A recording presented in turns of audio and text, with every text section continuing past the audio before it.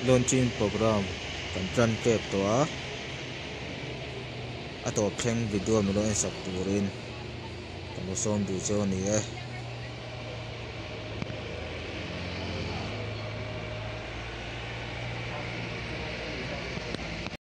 we do a local something and the line can no sewa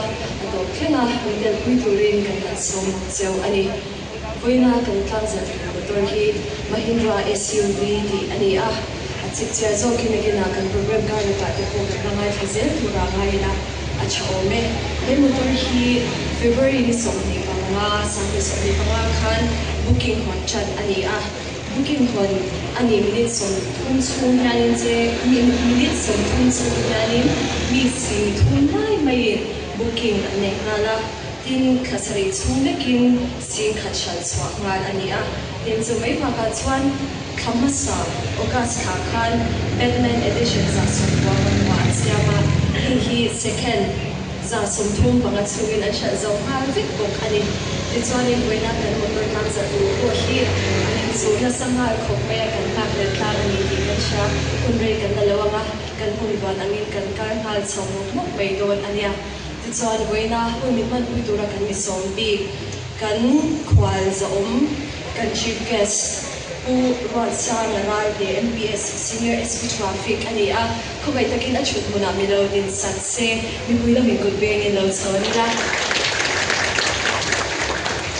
Sani kan dinner principal din mo pa po kan kya ngan thei ania anting lim sa ngem le mi bui ma son hang han din submission se ma umi le umari ka te ani mi zo de na SUV electric and motor na the top so assembly ani so ako kan ai oi yung investor ani to na someone kan pinda chanan general saga so mi puina yung ai kana cha kan siya sa rin kan so me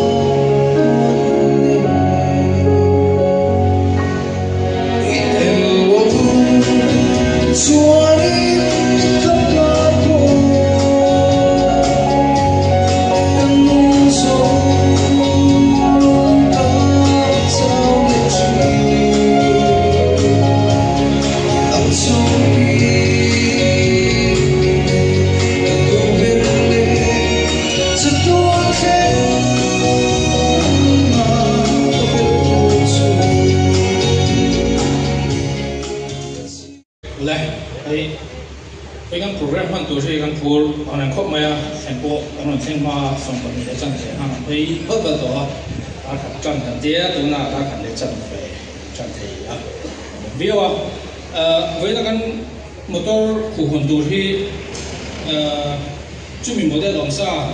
ronsiam tham facelift vel ani lawa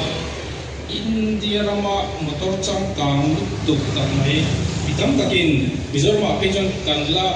shit thiam phak lom le kanla ton shit mai la thil ron keng ani wangin kan phur viwa chuan electric mang motor ania voina helai kan ku to ri patni ania he motor patni te hianin thil tam tak a intro ma amaro chu untargeted customer timela alei tu rama anron tin zone khachum bidang dai ni wangin ai dang lo view boka amotor ni chu chu chi chi zo ken karon switch hoi do na chumi ma chuanin electric mam lir thei entina scooter ni mobile kan ni mo motor te ko lor ma hen kan lo ber sian be to amaro chu chung lir thei tam zo te chuanin an inzorna company an inzorna anon soi tam pe chu petrol mo diesel bang ain electric bang nei hian thakta chuti za chu poisa I save dona I budget nge I poisa heklo dona chu ti kha anin zorda tam zo ania voina helaya kan lir thei ron khu khon tur hi chu India rama electric mangchau le lo motor chak de ba mo top speed ko nei sam ba performance electric car an ya hi chu ti ani ma chu ke ni ko ma kina unveiling te po kan hanti huna khan zona te po kan na nei nuklomin karinga kumate mai lo he tamaya in Mahindra cha kan trainer who Suprati Batterjee over Mr. Suprati, please raise your hand up to the crowd. Ini Mahindra cha kan trainer lo kalanya hemi program zo unveiling kan so kan hua te po kan soi pa kumate la soi pa po kan zona nei dukan khanin azo te ni ni ke kha kan soi der do ani Ito na chuan Mahindra Motors dealer principal Dr. Franklin Larin heta thu sai turin ka sawa mi puila mi good beng in lo leila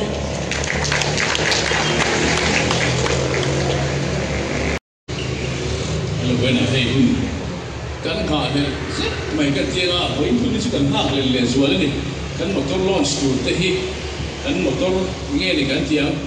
electric kan la nei ngai lo wa electric te lo te kan thia chun reva ti ka Mahindra khan le ya nge ni company nge mai dia company te lo te khan e maro chu kadran khan han lo son thi ta le maya ke tiang motor bon lu tu ki kan tiang trong kam lo ke tiang ta la kan launch tu ri kan phur le ni ti kha kan soi pa sa lu a so when I went to your put some chunga long through soi du a kan chief guest put sala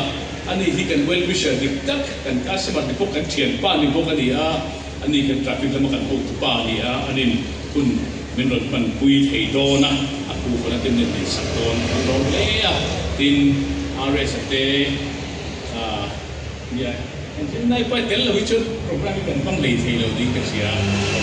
tel rega la ko lo kan som te kan sia te kan well wisher som te chunga lo thu ka soya Pathian te na ko in bin chuat na bangin lo thu se umon te khan asoi ma khan welcome speech titur kha kan program sa chon kan dani amaro chu asoi dan tur kan kasi lo kan now the train kan ni box si lo umon te ka chu ka ring to lewa ka ring to lo bang ni lo win ani kha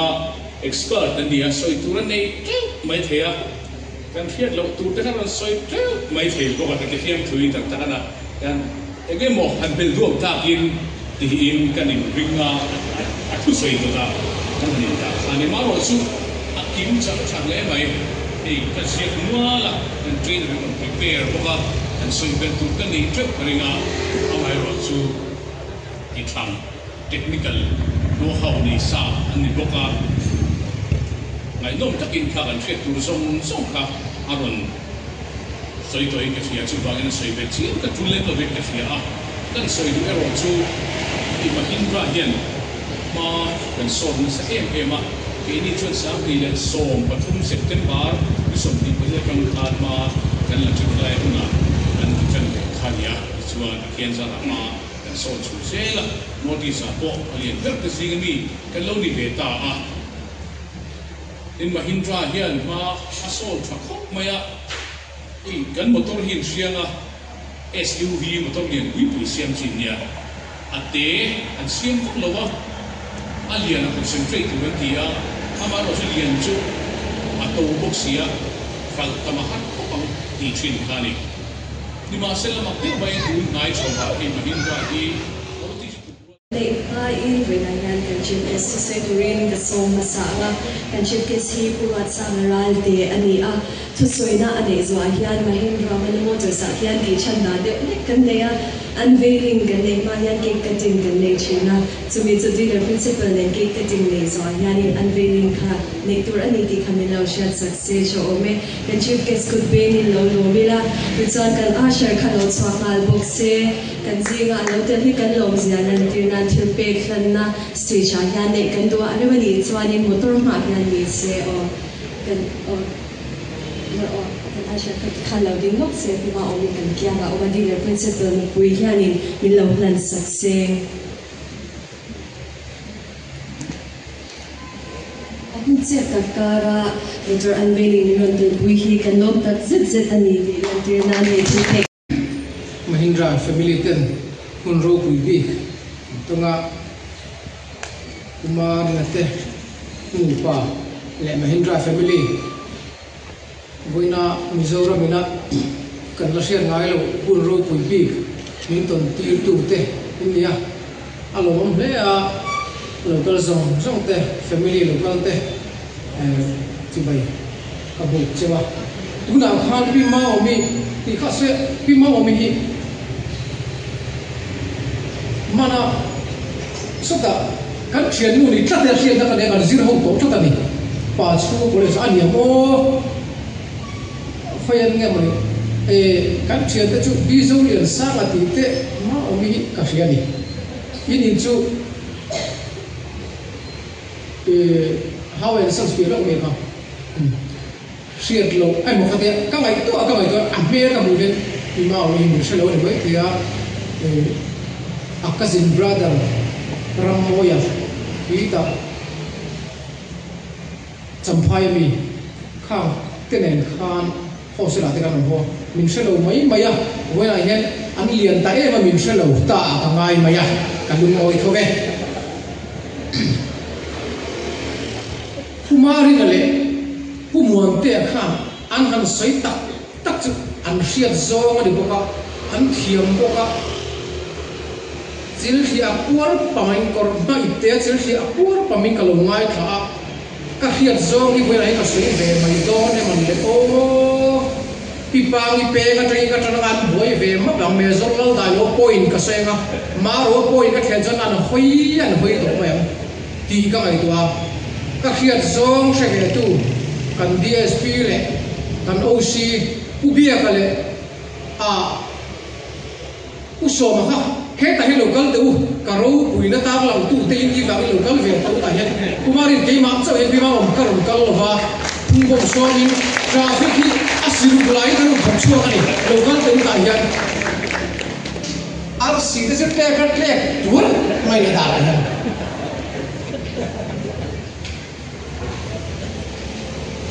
Reiva lo kapulai la tinga chum zon a o mi ti hunan phi don ya kumarina voina unveiling program a khwali la mi som na chan hi ka ngai tu chan tam ta kom lo motor ro puilu tu mi te in chu luai unveil ke tura ke ro pui lo lu tu mi som na chan hi ka ngai tu a chan na pakhat mu ve ga ria chu he hi an salama an sal so hona mi an khalama hey hipura sa hey voina tang hian ta angin en la midang in kong na ya an khal chu ra palo en ko lang cha o min ti wa ni so mai ya ka bai ka lo ngam silo ka vui chu ni lo ma se i ka lom chiam lo hey hi ka no ka pui ta ni ya le ubia ka le uso ma te he mi te hi har sana he electric motor EV electric vehicle chang kang lu tu tak mai aron so cha ko boina om map lo wa traffic ina kan lo en kol the durin lo te khen chu cha sala na chu kumari atele kuma pima omite future chu bright le ta mai ti ka chu khatia ma motor miso ma san ka mai ko ke mi te tak te motor ro puile chang kang lu tu tak mai Tuhanong tu kasi ito ni kan Asher lang te kadin kan cake sa ito ha apa naman na nilaw na sa silangin staff naman siyang po halapoy niya alaw rin sana naging nilaw na sa saksi ito ni cake hindi na principal ni kan chief guest kanin ang panibigin han sa silangin hemizainan na iso yan staff naman siyang yan hi ang lesson ni ang lectern po hin lesson na nga ito ang hindi kan na ito na ni Yan kan chief guest le the principal ni alai ana anin okay nung zone ayan loading to si kan chief guest kan ki alaya phang mai la dikan empathy kan han ula pero kanin ringem kan kemer crew lam te mi puilam kanin ringem kan him tlang dar boga pakhat pani pathum chiari la pathum kan chiarna alwarin kan se tiro kan ring tiro pakhat pathum electric vehicle saving hitong taka al khaltu te ani tu te na khal theinan kan chief guest kan dinner principal ten an se ani khoi milo lakson sakle se te chuanin lectern po hi milo lakson sa hi di masai la o te chuan toina yan motor pani hi khungpon tur kan neya katin na katan chuan kading lamani ang so BS6 zo khi kan chief guest le dinner principal in an khu khonga te chuan kathlang lama mi zo khi pima omile pu Robert an oma pu Robert holiday an pani hianin an tla an khu khong ve thung don ani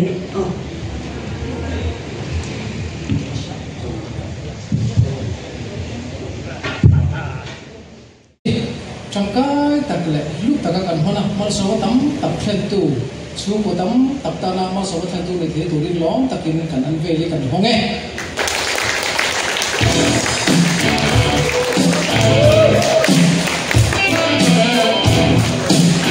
BE6A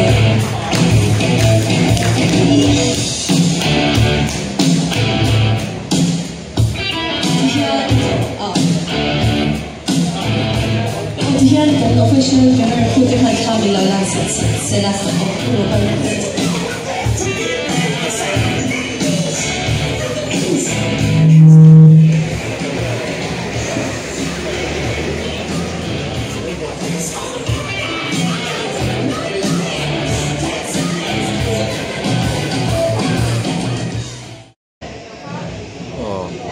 heng ho hi kan refreshment tur ani e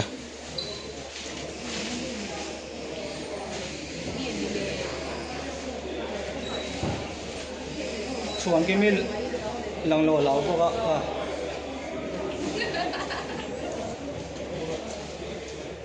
lang to chia ke bihan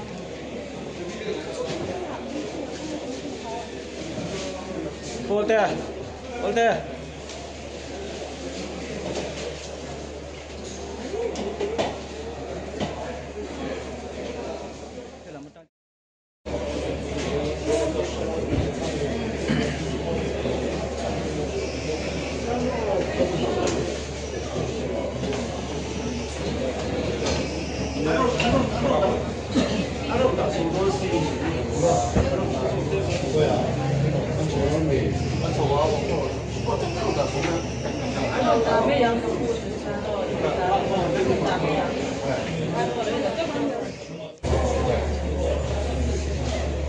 mà tính ăn liếp ăn hí kẹt đom tủ ăn tỉ khai nghe nè所以到底你有冇win chu rin ai na successful khop ne a heta an milar tak tak te an vlog boka a motor hi zora ma choi an dal okay na khop be so ma no pia lo te wa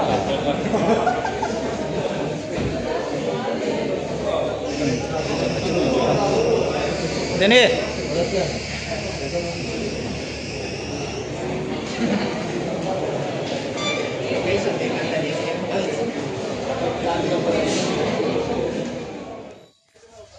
ri tram to boka pum ti por photang o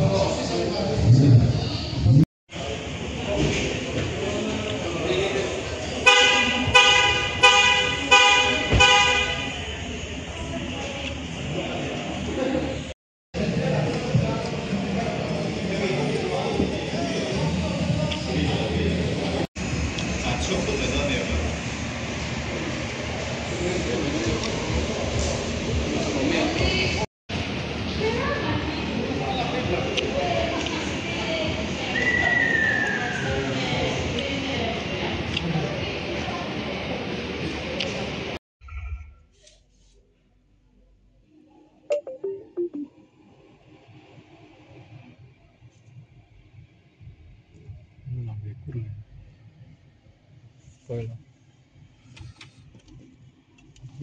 charging phone pahnih wireless charging in ati thei tamo chin le thap thei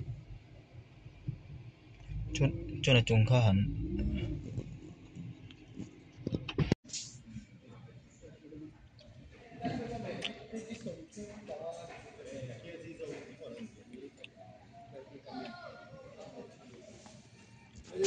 khang ho kha voina Mahindra EV Mizoram kan launch na program kan en thei ho chu ni se a motor hi ataka amhuna in endua in Belgium du ani chuan Mana Motors Mahindra showroom bong control tang ro ta yan a en thei no mrenga ma se test drive ro chu sia la theilowa customer te lo lungai lo la test drive poi a theile watura ngaila chuan